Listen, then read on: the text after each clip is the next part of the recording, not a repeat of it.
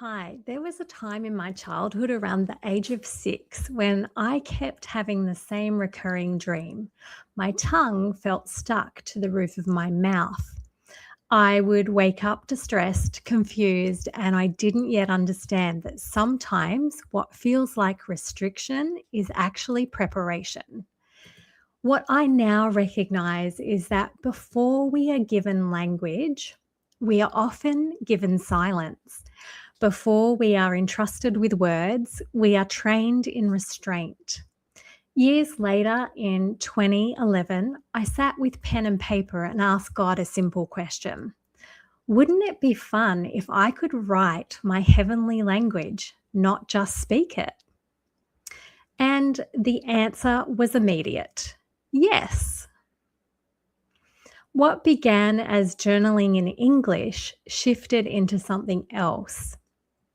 Ancient forms, symbolic impressions, structured markings resembling early civilizational scripts. Not imitation, not study, but flow. Language is a social construct. I believe God speaks to all groups of people, no matter what our ancient civilization may be. More about this in later videos.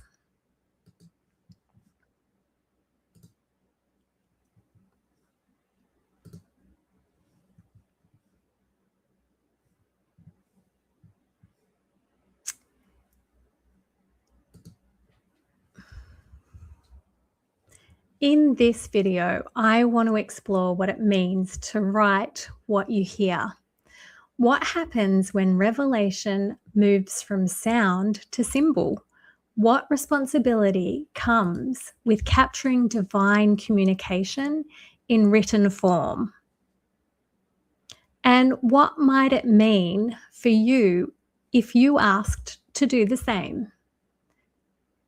This is part 2, Scribing Prophetic Blueprints. So let's begin.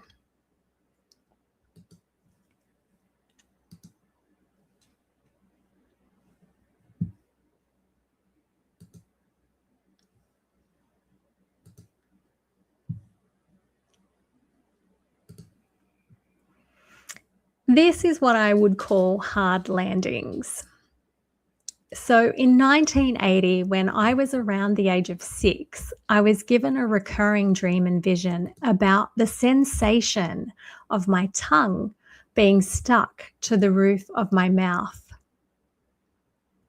This started out as a distressing thing because this confused me at first, as I did not understand the meaning or significance of this word.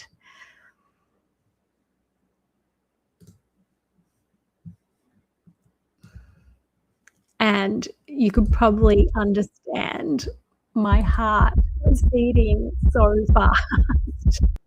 I was only little.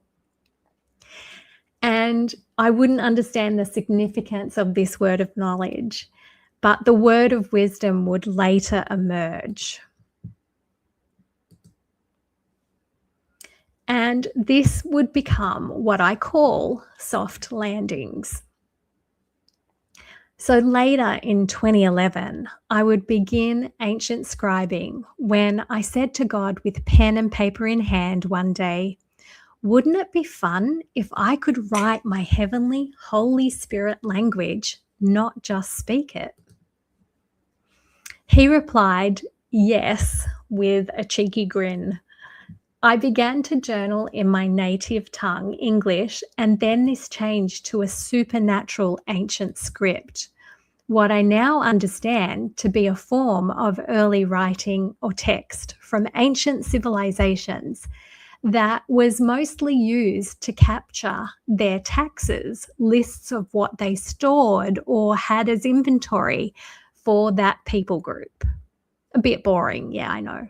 The text would become philosophical and more inspired by what the ancient civilizations believed according to their specific landscape.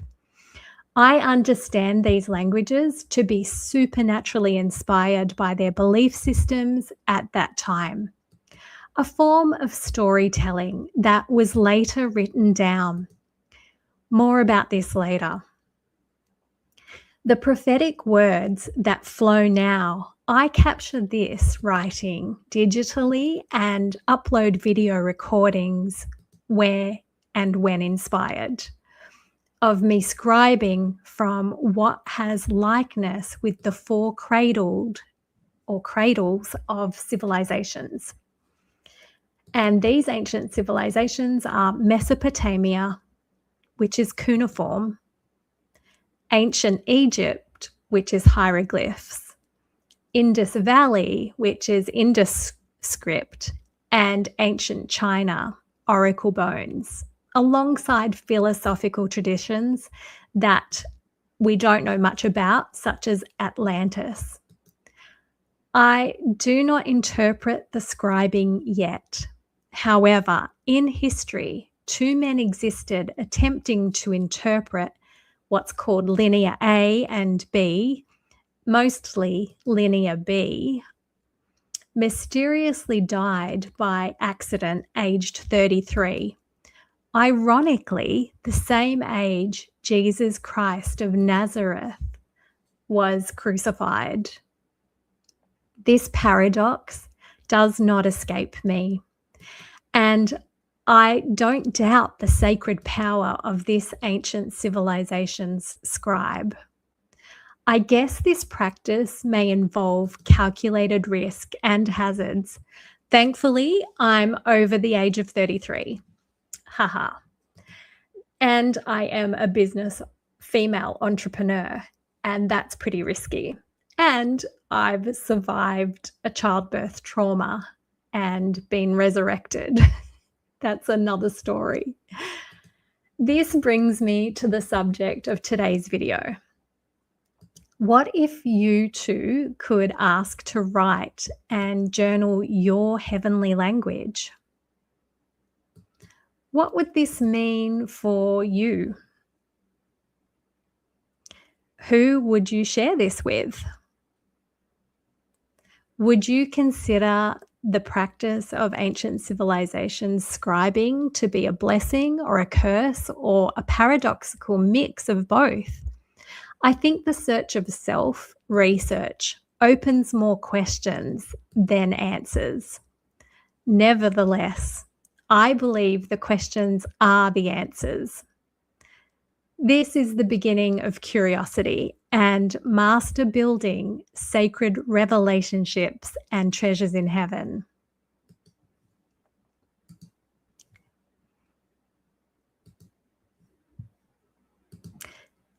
In my next video, it's all about part 3, interpretational keys, unlocking divine messages. Not all revelation is immediately clear. The next video gives you practical tools and for interpreting heavenly communication, including patterns, colors, numbers, and biblical symbolism, perfect for those navigating uncertain seasons of business transitions. Comment with any questions that you would like to share. And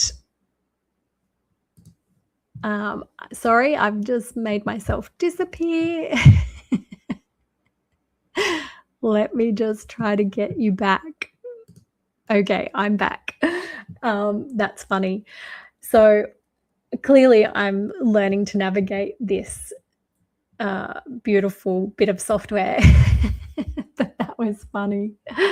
And yeah, so what I'm looking for is that you could subscribe, like, also comment with any questions and reflections and insights, because I love hearing what you may illuminate that's important or meaningful to you from what I'm sharing. Keep building sacred relationships, and I'll see you in our next video.